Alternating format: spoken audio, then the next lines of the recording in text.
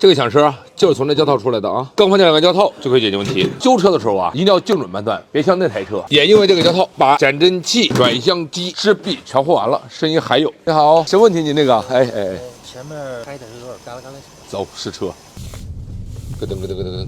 对，这是一个，这是一个，嘎啦嘎啦嘎啦，就跟放鞭炮似的。对。是这2个声音吗？对的，这2个声音。检查过吗？这声音？他们说什么杆儿那个，我给忘了。弄了没弄？没弄。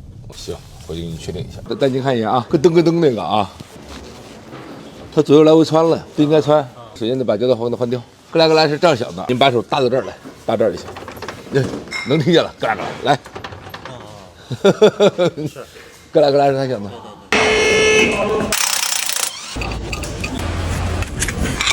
别看这个东西小，闹不好啊，你就得花大价钱。这车今天一来，精准判断就它的问题，换完保好。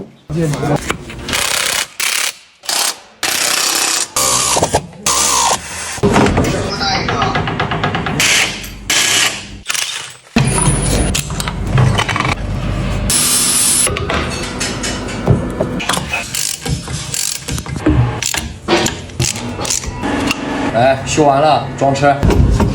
走，试一圈，您坐上。这样是很消停，一点杂音没有。是吧？是，一点杂音都没有。您也试一圈不？不用。OK，那就回了啊。没问题。OK。